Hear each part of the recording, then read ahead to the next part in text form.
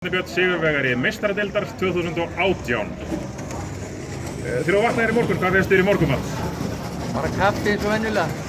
Og heldur það sé svona leiðin að sigrunum, það er að drekka kaffibolla? Nei, ég veit það ekki sko. Ég held að það sé bara leiðin að vera bara að hafa gaman að þessu frá degi til dags.